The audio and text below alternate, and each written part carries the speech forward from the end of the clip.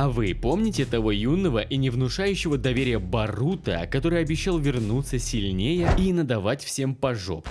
Вот это камбэк нахуй! А гигачадище на лорде Боруто дает попробовать на вкус свою подошву, продемонстрировав супергеройское приземление на лице Кода. Кровь, кишки, слюни, вакханалия. Плоская жопа Сарады. Крутой стиль Мицуки, Шикамару Хокаге. Это все долгожданное продолжение долгожданной манги Боруто под названием «Две блювоты», что в переводе «Два голубых вихря», где первый это трушный сын Наруто, а второй Каваки. Кстати, он прокачал силу Оцусуки и теперь порхает как бабочка. Жаль, что он пи***. После таймскипа первое, что мы видим, Коноха стала похожа на огромную лечебницу для психически больных, где только несколько человек понимают, где они находятся. Массовая промывка мозгов, оказывается, не просто разово переписала историю в головах людей, но и продолжает прогрессировать, не давая даже самым сообразительным и шанса на осознание несостыковок в этой всей движухе. То есть эта волшебная волна накрыла так, что как бы не доказывал обратное, всем будет похую. Тебя сочтут за сумасшедшего и упекут в дурку. Какое дур... Что было ясно из диалога с Эйдой и попыток Сарады, когда она пыталась образумить Шикамару и объяснить, что это все сплошное недоразумение. Кстати, недоразумение. Шикамару 8-й Хокаге. Как вам такое? А Канахамару его советник. Насчет Канахамару еще окей, но Шикамару на Хокаге?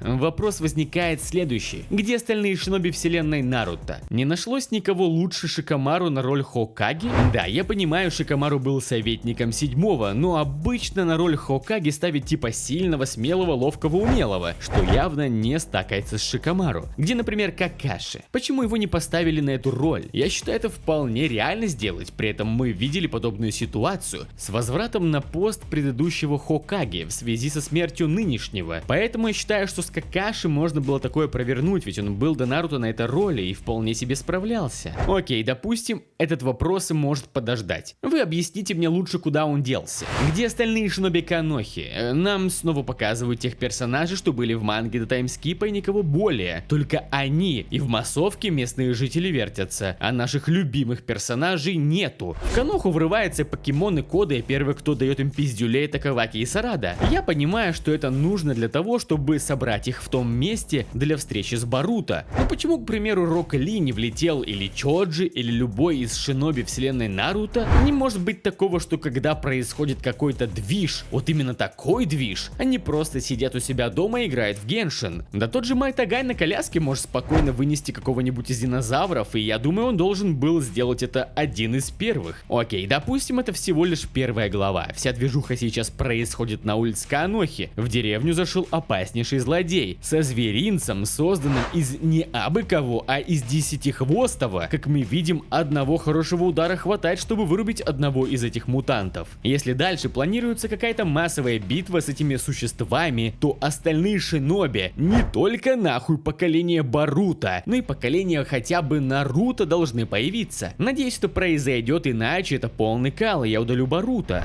В целом, не обращая внимания на некоторые детали, которые я хейчу во время всей манги Боруто, глава крутая. Нам пояснили за эту ебаную вспышку из фильма «Люди в черном» больше и дали понять, что если попытаться просто поговорить, то никто слушать не станет, и пойдете вы на скалу Хокаге рисовать граффити. Что касается внешки, лук Сарады выглядит хорошо. Для похода в клуб продавать пельмени, но для достойного ниндзя Конохи нет. Мицуки внешне выглядит шикарно, мне нравится, но в целом выглядит стрёмно в моих глазах, когда безуспешно пытается угодить Каваки. Я понимаю, что он создан быть привязанным к своему солнцу и все такое, но тут я соглашусь с фразой Каваки о том, что он выглядит как какой-то поехавший извращенец. Сам Каваки по внешке норм, про внутренности говорить не буду, и так все понятно. Боруто просто эталон пафоса, сразу видно, чья школа. Ну а Кода, кроме жалости, ничего не вызывает. Челик чисто апнулся, чтобы быть попущенным в первой же встрече. Конечно, загадывать не буду далеко, но судя по тому, что Боруто незаметно появился на его лице, и потом он не смог зацепить сына великого Наруто своими когтями, как будто становится очевидно, что клоун из него шикарный. Ах да, Химавари, непростая девчонка, сразу понятно, что в ней скрыт огромный потенциал.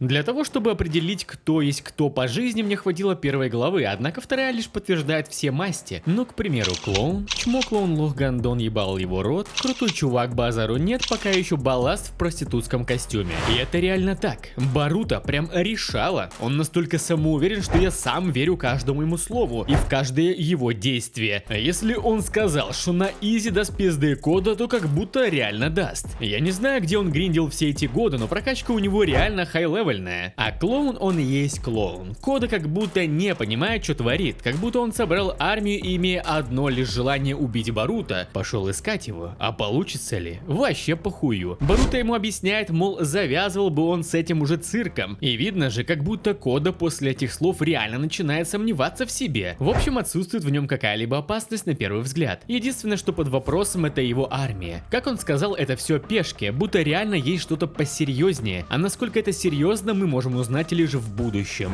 Шрам на глазу Кода и диалог с Боруто говорит о том, что будто они уже встречались во время этого таймскипа, и сын Наруто наградил его этим шрамом, мол, чтобы не выебывался. Ну, либо это сделал Саски, от чего я не удивлюсь. Какой-то более прокачанный кусок десятихвостого с ренеганом в глазу втыкает в землю Каваки. Я ожидал от великого Оцуцуки чего-то более серьезного, если честно. Хоть он лох, чмо и т.д. и т.п., но этот момент настораживает, ведь если есть еще и еще сильнее, то кто-то из основных персонажей может и откинуться в будущем. Во время стрима, когда мы читали эту главу, запись стрима есть на моем бусте, а ссылочка на бусте есть в описании.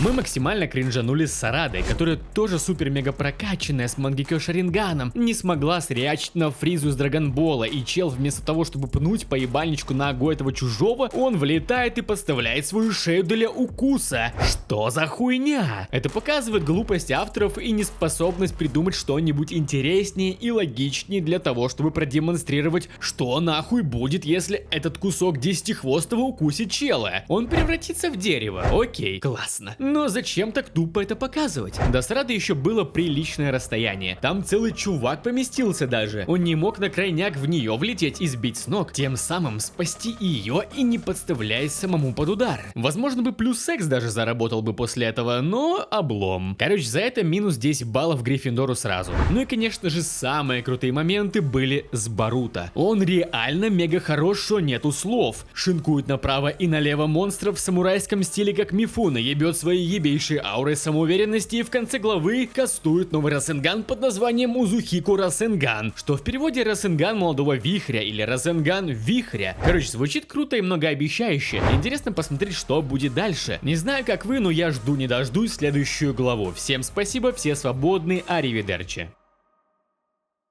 Спасибо всем поддерживающим этот контент. И моя озвучка и монтаж этой главы в стиле видео-манга выйдет на моем бусте и патреоне. Озвученная первая глава уже там и много чего другого тоже. Все ссылочки в описании и закрепленном комментарии.